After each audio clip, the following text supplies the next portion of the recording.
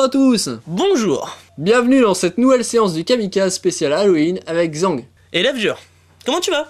Très bien, merci de t'en soucier. Bon, qu'est-ce qu'on va faire pour cette spéciale Halloween, Zang? Aujourd'hui, pour cette spéciale Halloween, nous allons nous diriger vers le cinéma d'horreur.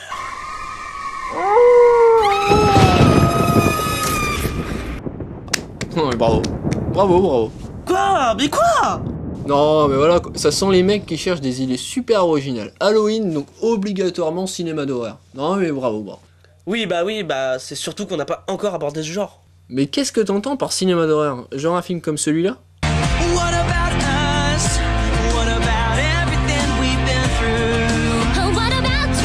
Non, c'est vrai que c'est assez terrifiant comme film. Ah bah ouais. Mais non, je parle du vrai cinéma d'horreur. Avec un grand H. Ok, mais tout d'abord, il faudra expliquer ce que c'est un film d'horreur. Ouais, vas-y. Quoi? Ah ok, je vois, tu me laisses faire le boulot, c'est ça? Mais non, c'est pas ça. Bon, si, je t'avoue. Je te laisse le boulot. Ok, bon, je vais résumer. Qu'est-ce qu'un film d'horreur? Il s'agit d'un genre cinématographique dont le but est de créer un sentiment d'angoisse, de peur chez vous, moi, ta tante, ton chien, bref, les spectateurs munis d'une quelconque conscience. Le sous-genre primordial de l'horreur reste par exemple le slasher, où un tueur névrotique s'acharne sur une bande de jeunes libertaires qui ont trop profité des substances illicites ou des relations hors mariage, comme Jason, Freddy ou même Ghostface dans Scream. On peut aussi reconnaître un film d'horreur à sa pléiade de personnages types, tels que les zombies, les vampires, les esprits frappeurs, ou encore les forces démoniaques, et autres trucs qui ne ressemblent à rien, mais vraiment à rien. Mais on reconnaît surtout un très bon et un très mauvais film pour la plupart des cas, assez poncif, c'est-à-dire un cliché, un stéréotype fait et refait. Par exemple, la blague de la tarte à la crème est un poncif récurrent dans l'humour de merde des clowns. What are you gonna do with those pies, boys?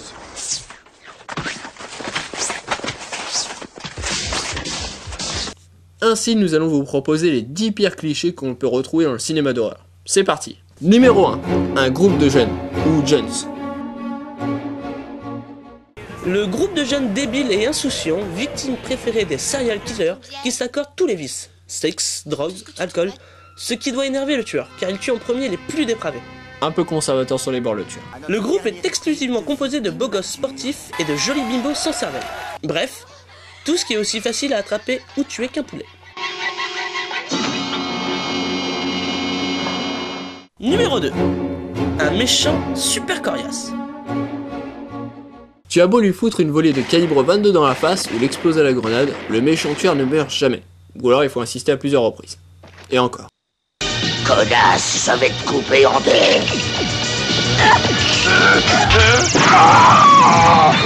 Numéro 3.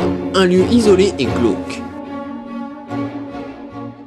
Les gens ont tendance à choisir la baraque la plus glauque du coin, l'endroit le plus isolé, coupé du monde. Forêt, montagne, île, village d'Auvergne, ça permet au tueur de découper ses futures victimes en toute tranquillité, sans que ces victimes cherchent à joindre la civilisation.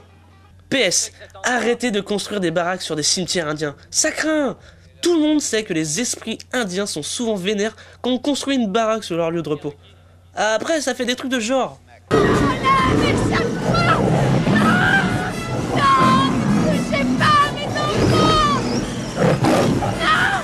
Et ça peut vite énerver. Espèce de salaud, vous avez déplacé les cimetières, mais vous n'avez pas déplacé les corps, hein?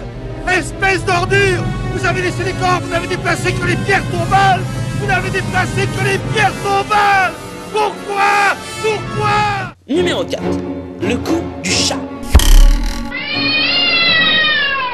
Un classique dans le cinéma d'horreur. C'est une figure qui consiste à créer une scène avec une ambiance insoutenable en laissant penser que le tueur ou le monstre peut surgir à n'importe quel moment.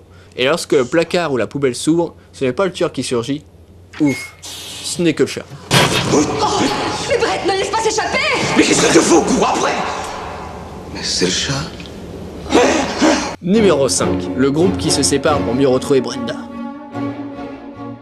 Scinder le groupe pour mieux se faire massacrer.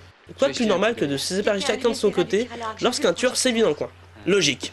Ça permet au tueur de les prendre un par un. Bref, on facilite trop souvent la vie de ce tueur. Parce que maintenant c'est éteint. Je vais regarder ça. Attends. Bill. Numéro 6. Attention derrière toi! Le tueur ou le monstre a des talents de ninja. ils attaquent toujours par surprise en sortant de nulle part. Allô? Coucou, je suis là.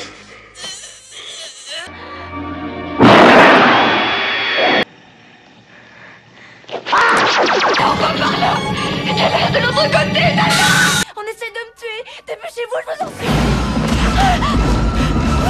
Numéro 7. Des victimes très maladroites. Le tueur est souvent lent ou très maladroit.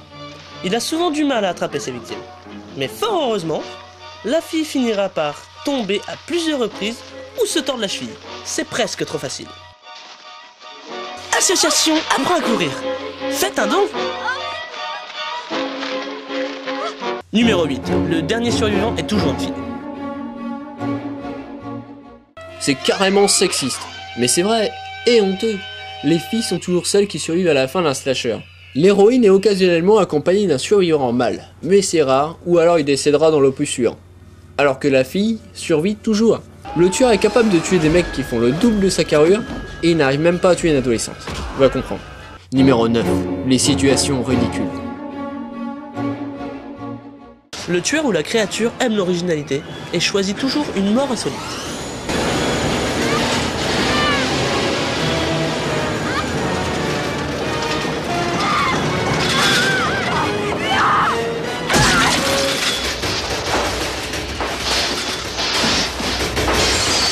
Numéro 10.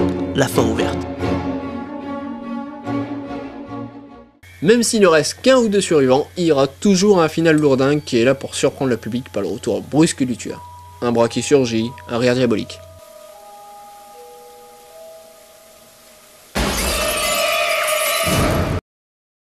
Voilà, on s'est limité à 10 poncifs, juste parce qu'on aime les chiffres ronds. Mais il en reste encore plein d'autres que vous pouvez dénicher dans d'autres films d'horreur. On va vous laisser, on vous dit à la prochaine séance du Kamikaze. On vous souhaite un très bon Halloween et en attendant, Prenez garde à vous.